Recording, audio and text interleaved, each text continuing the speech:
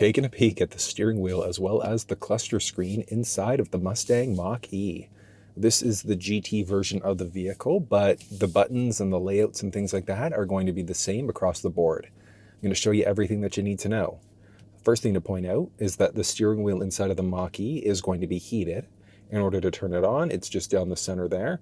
Bottom button, single level, and it's heated all the way around. The steering wheel is also manual telescoping across the entire vehicle lineup. So there's a release just by your left knee. You can push down in order to move it in, out, up and down to find that perfect position for you. Once you do, click it, lock it back into place. You do also have the option for side view and driver's seat memory. So what you're going to do is set your driver's seat up the way that you'd like to, set up your side view mirror the way that you'd like to, and then along the door, you can either press and hold 1, 2, or 3 in order for it to remember your own personal profile. So there are 3 unique profiles that are available inside of this vehicle. Now, there are a series of different turnstocks and switches and things like that, so let's dive in. One on the left side is going to be obviously for your turnstock, and then you can also flash your high beams out. If you wanted to permanently lock your high beams out, that's going to depend on which mode that you're in. So down by your left knee there, you've got a rocker switch to jump between different light modes. So top mode is off. If you want your high beams permanently locked out, you have to be in the light switch headlamp mode. You can then push away to lock out your high beams, pull in towards you in order to turn them off. When you're in the auto mode, you do have the flexibility of flashing your high beams out, but there's also the auto mode inside of the vehicle. So what you're going to do is go into your vehicle there, and you've got a series of different settings that are available. Looking for lighting, and then you've got auto high beam. So what the auto high beam mode means is that if the vehicle recognizes the high beams are needed, it's automatically going to turn them on. If somebody's oncoming, it's going to dim them, turn them off before bringing them right back on again. So it's really great from that perspective. It's a very smart system. So again, you have to make sure you're in the auto high beam mode with that turned on if you want to use them in the auto mode. Otherwise, you're down, push away in order to keep your high beams permanently locked out.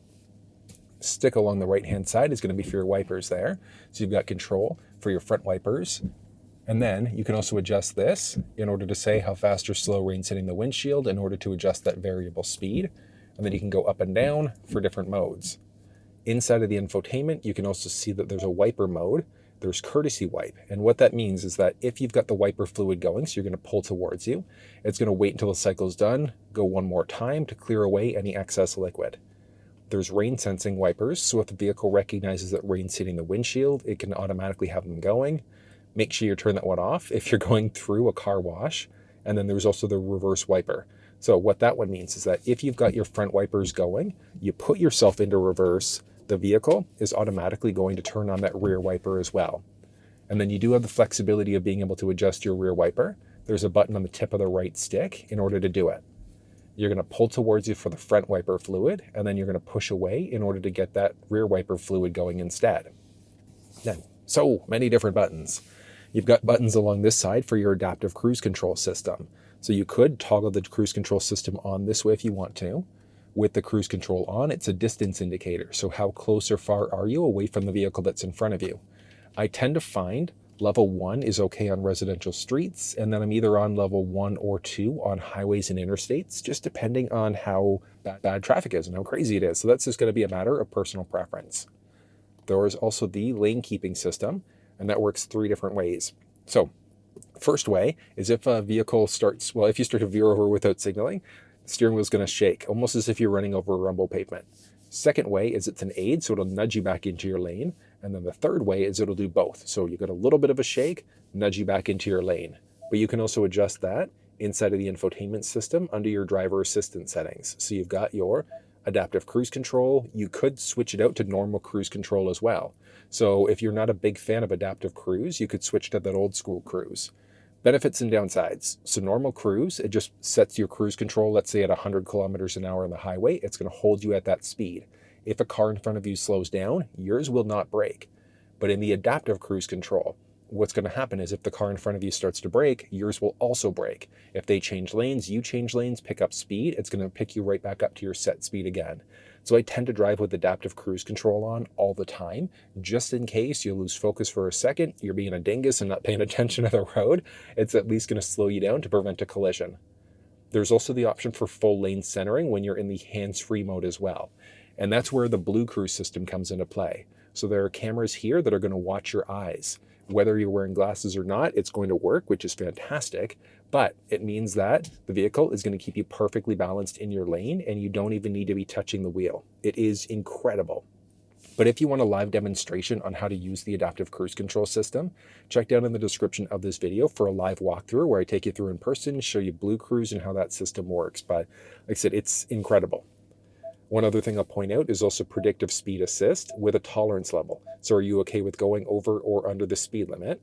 Where that one comes into play, a few things. If you're going around a bend, the vehicle can automatically slow you down, or it won't do anything depending on your tolerance. And if the speed drops, let's say from 100 to 80, it's automatically going to decrease your speed. If it goes from 80 to 100, it can increase your speed. But again, that's based off of your tolerance level. So you're okay with going over or under the speed limit. That one's going to be a matter of preference. And then lane change assist is a really cool one too. So on the highway, you can hit the turn stalk to go left or right. The vehicle is going to check to see if there's anybody beside you and then automatically change lanes for you to the right or to the left side. It's a really cool system.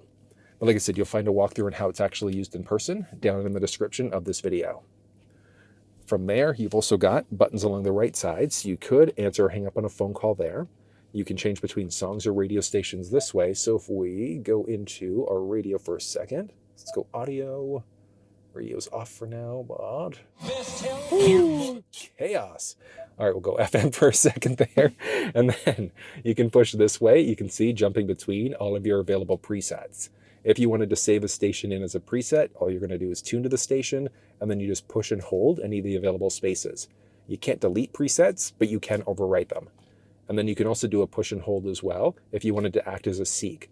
But you could also push that button, so it's a voice command prompt. So you can change songs, radio stations, navigate using your voice. You can control climate using your voice and so many other things.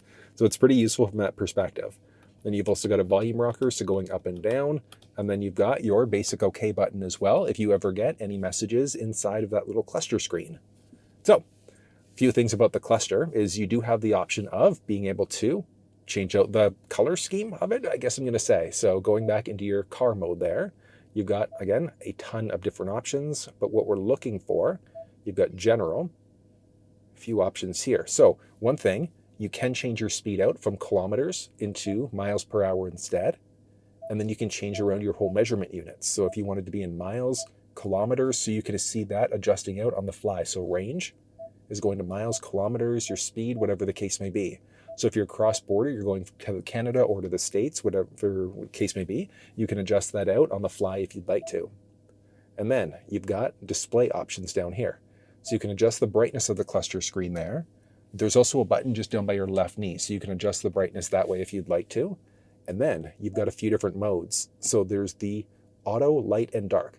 So auto means the vehicle is going to determine if you're in the light mode or the dark mode. It's going to depend on how bright it is outside. I personally love the look of that dark mode, so I would keep myself in that mode all the time. And then there are a series of different options here as well, but if you want a full walkthrough on the infotainment system, you'll find that in the description of this video. Then we're going to zoom in a little bit and take a peek at the actual cluster screen itself.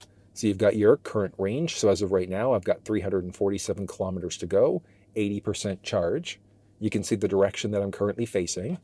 The vehicle is ready to drive. That's what that message means. If you've got the lane keeping system turned on, turned off, you're going to have a slightly different look. I'm just going to like that one. It gives you the full battery gauge along the bottom there. Button press shrinks the gauge up, and then it gives you that look instead. And then you can see there, so we've got a message on the screen, so you could push OK in order to get rid of that message. You've got your current vehicle speed, speed limit based off of where you're currently located, and then there's also the gear that you're in. So that's park, reverse, neutral, drive, your low gear, and then there's your total odometer as well. So outside of that, it's pretty straightforward. There is the option for the auto hold setting that you can see there. So with that setting on, if you take your foot off the brake, when you're fully stopped, the car's not going to move. But it's straightforward. There's not really much that you can do from a customization perspective here, outside of changing the color scheme from light into dark, whatever the case may be. So I know that is a little bit of info, but that's everything you need to know about the steering wheel as well as the cluster screen inside of the Mustang Mach-E.